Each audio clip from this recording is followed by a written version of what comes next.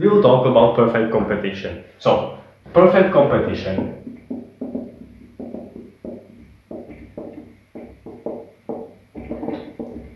is a market, okay, where there is very small differences in how hard it is for each worker to enter this market. So it, for example, can be market for vegetables.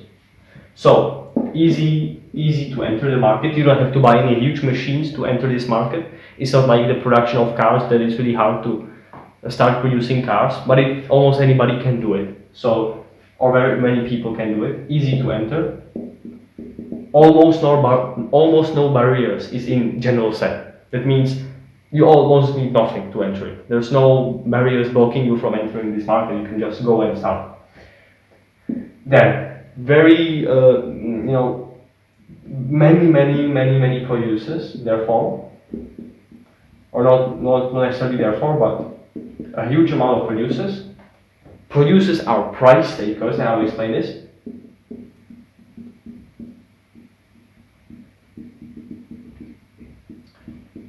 Producers are price takers means that the producers don't decide on the price themselves. It's not like I sell it for 5, you sell the same thing for 4. But we also sell the very similar thing, the identical thing basically, in the perfect competition scenario that never can happen in the real world, but is imaginary scenario.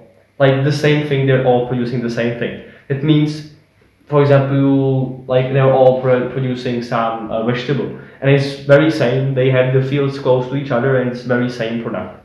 So they cannot really decide on the prices. There's like a unified price for everybody. Everybody sells it for the same price. So producers are price takers. That means the market has a certain price at which it sells, where it's in its equilibrium, and for whatever reason.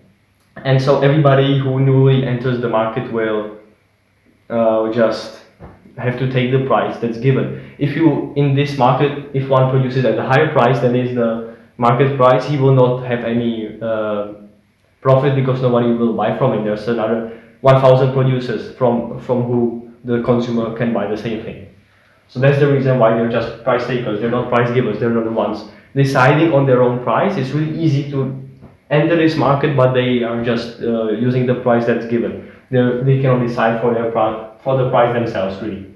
Okay, and there's conquerors, like there's so many different people that are doing the very similar thing.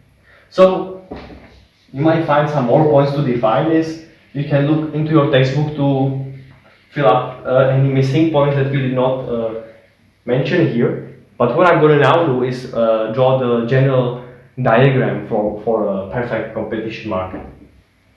So, first we will draw the marginal revenue curve.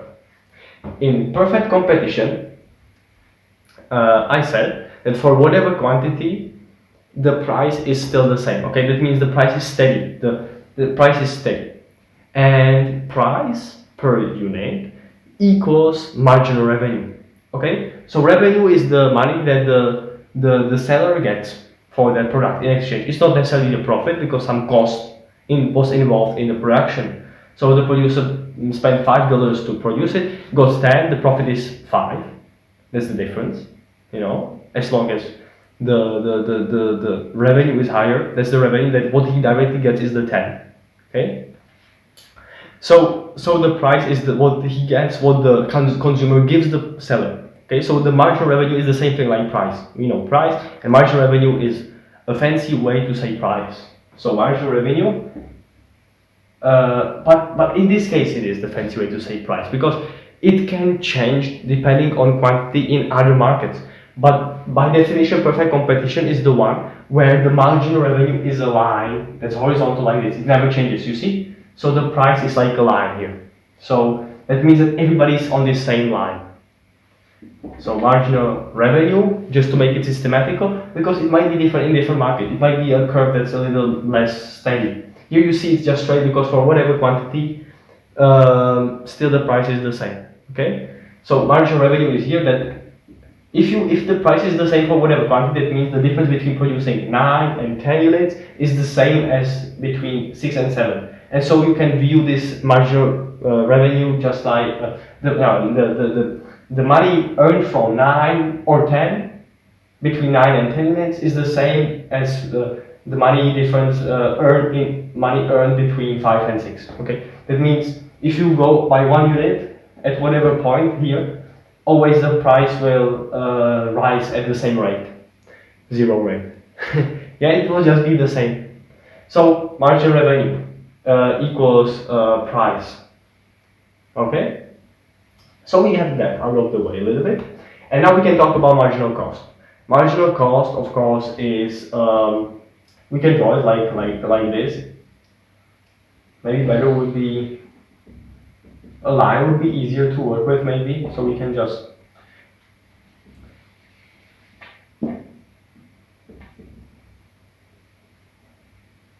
let's say, or maybe I will do it like this. Okay. So this will be marginal cost. It's the cost, and let's say this is free. This is quantity of units produced, and this is the price. Okay.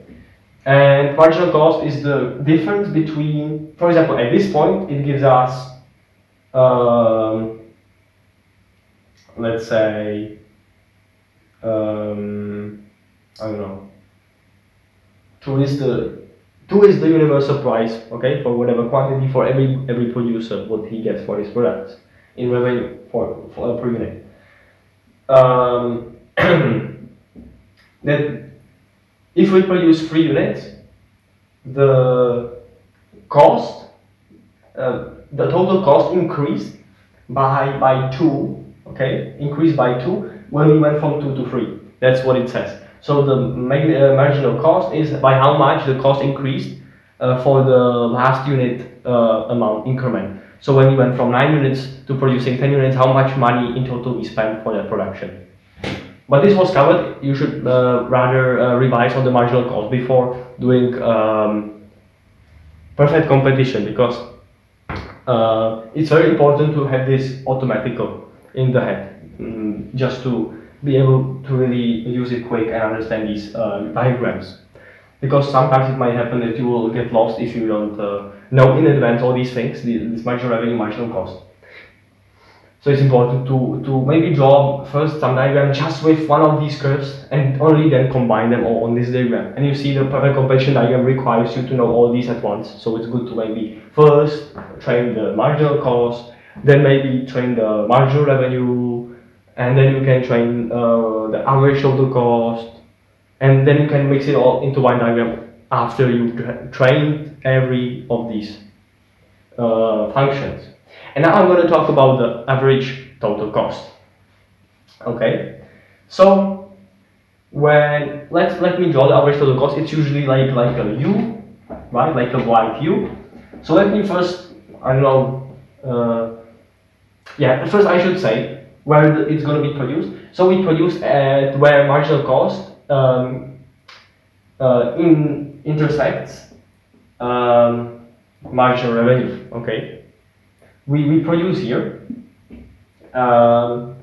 because as long as the marginal revenue is higher, so the money you get out of that one more product produced is higher than the money you have to pay to produce one more product.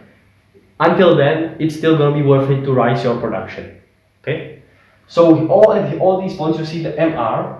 Marginal revenue, the money you get from each more unit produced, is still higher than the marginal cost. Here, still higher, a little bit, here it intersects. So we're doing every until this point, where because right here, it starts being that marginal cost is higher than the marginal revenue. That means now if we produce more, that every extra unit will be a loss. Every extra unit will bring no profit. Whenever R is above MC, it means profit, but when it's the switch, when MC is above MR, it's loss. So that's why we produce all the way here. It's the maximum maximizer, okay? So we produce right here. So we would produce this square rectangle, depending on what it happens to be. So this is the diagram for perfect competition. Now there's 3 options for average total cost position. As I said, average total cost, I already wanted to draw it here a little earlier, but actually it's better to first see this. So average total cost And I'll draw it in the way that, of course, we will first draw it right here. So average total cost is the function that be a little bit lower, so it looks like it's inside the graph really. So maybe here is the cost per 1 unit to produce 1 unit. Okay, is the cost to produce 1 unit, and it's lowest at its lowest point, of course. Okay, so of course, how is calculated the cost to produce 1 unit? You produce 100 units.